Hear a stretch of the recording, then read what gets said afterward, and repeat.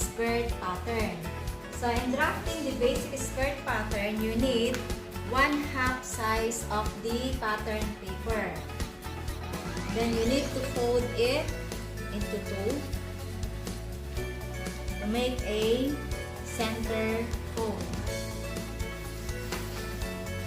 In drafting the basic skirt, these are the measurements needed.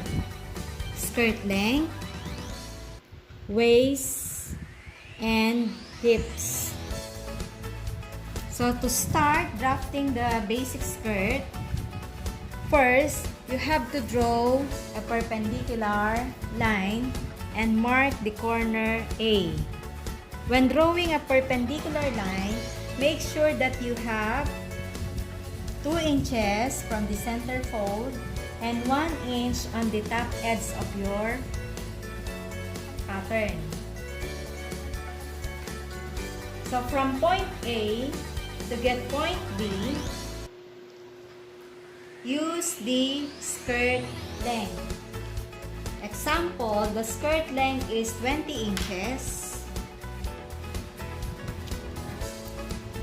So this is the skirt length, 20 plus 1/2 inch to get point B.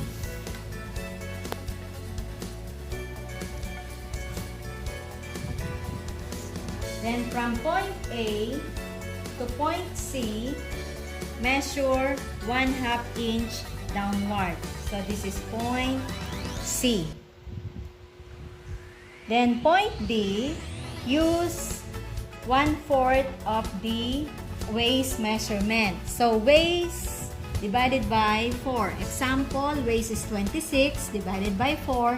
So that is 6.5 inches. Plus 1 for the dart. So from point A to the right, 1/4 waist is 6.5 plus 1 inch for the dart to get point D. And then from A downward to locate point E, use 7 inches for the hip length. So that is point E. And then E to F to the right, use 1/4 hip measurement. So hips divided by 4. Example, 34 inches divided by 4. It is equals to 8.5 inches plus 1 inch. So from E, measure 8.5 plus 1 to get point F.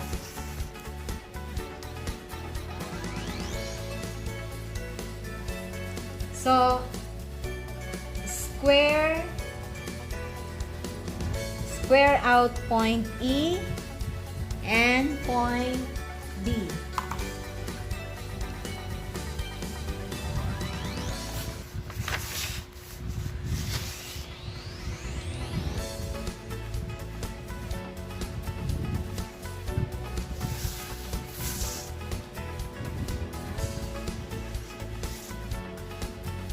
To locate point G, square down point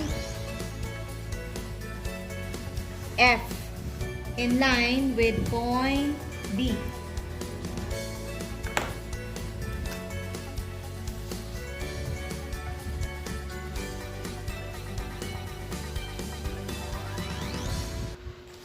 So this is point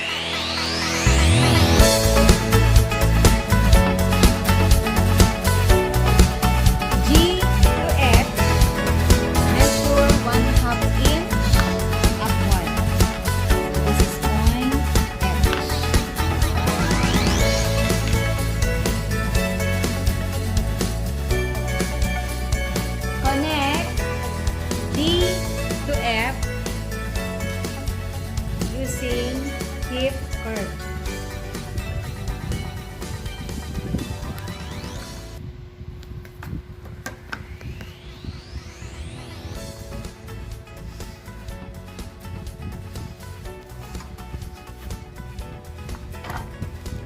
Then A to I. A going to the right to locate point I. Measure 3.5 inches. So that is point I. Square down point I to locate point J.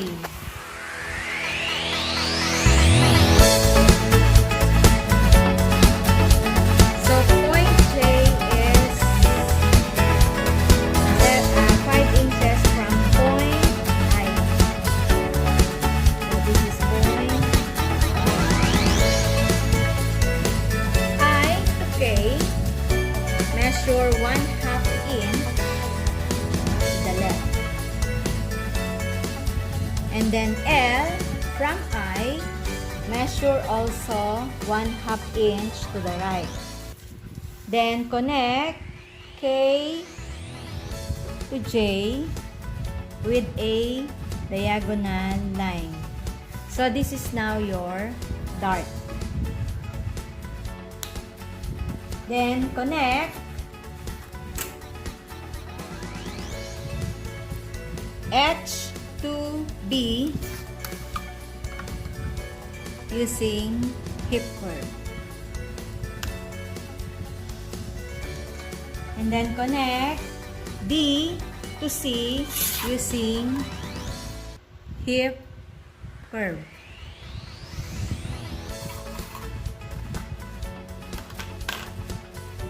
Then fold your dart going to your left by connecting point L to K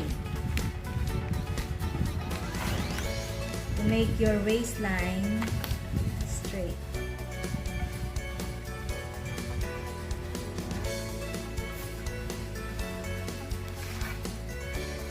Okay, this is now our basic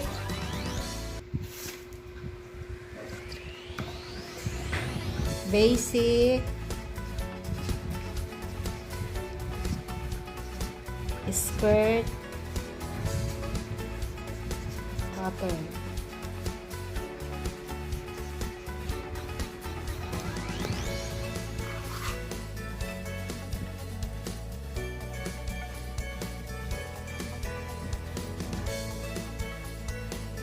So this is our front pattern. So to drop the back pattern, since the pattern paper is folded into two, so you just place a carbon paper or a tracing paper and then trace all the needed lines. So it's very easy to drop the back. All you have to do is trace the lines on the front pattern. So trace from point A to up to the skirt length. This is your skirt length. And then connect edge to your skirt length.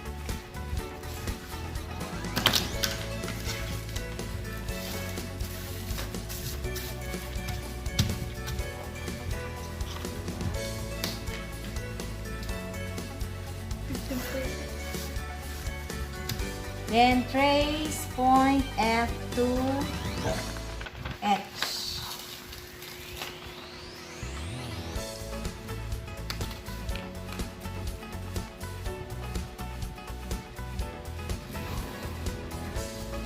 Next, D to F.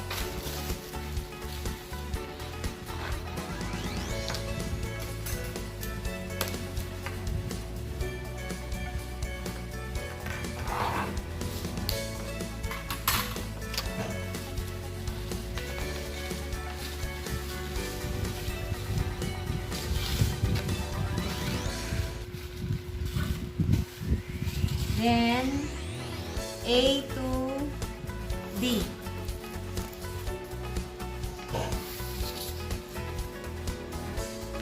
then I to J, K to J, L to J, then D to C. So your back pattern is already done.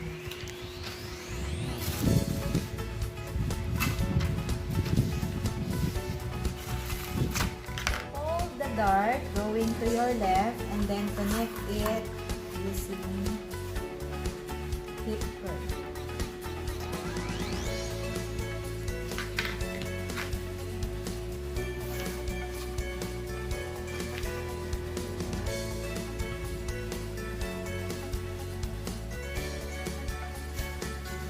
From the lower part or from the hemline of your skirt, measure 7 inches upward. This is for the slit.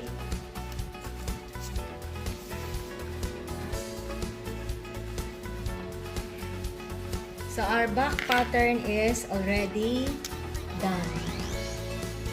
Back pattern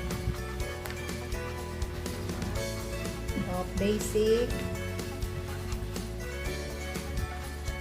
skirt.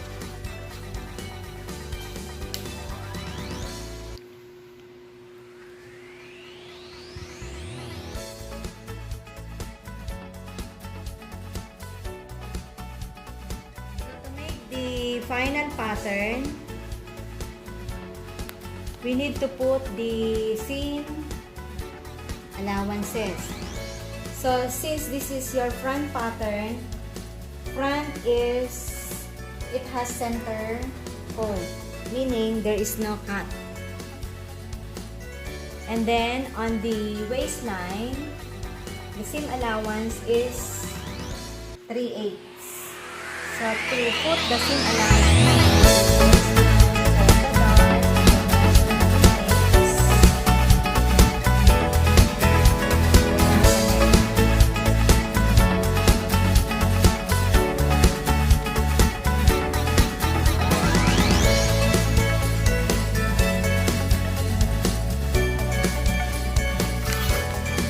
for the side, the allowance is 1 inch.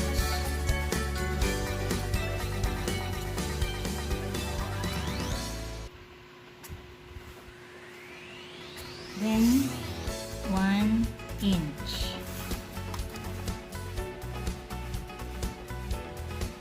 Then connect. For the hemline, follow the curve 2 inches.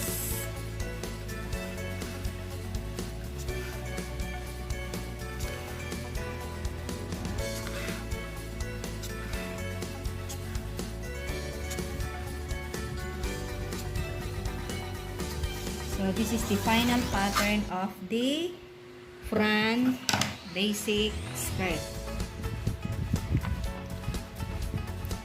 And then to make the final pattern for the back pattern, the same allowances are used for the back pattern. So again, for the waistline, we have 3/8 and another 3/8, then fold the dart using hip curve, connect.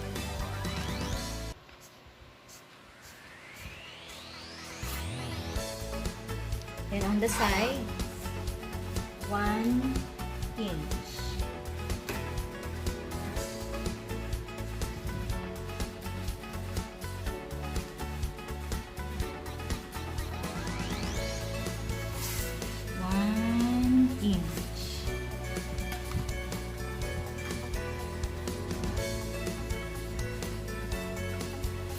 For the hemline, 2 inches. So if it is straight, you just mark on both ends and then connect.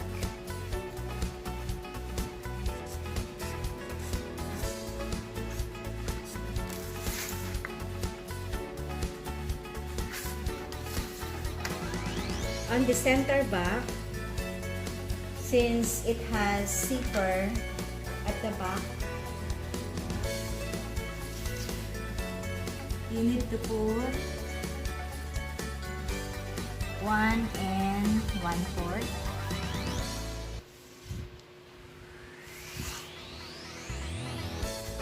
Then connect 1 1/4 up to the slit length.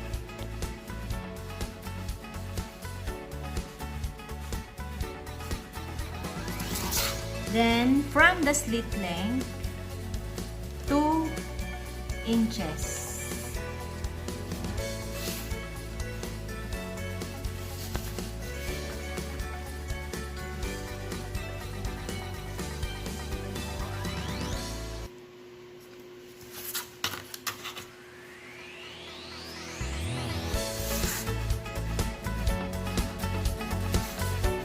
Okay, it's done.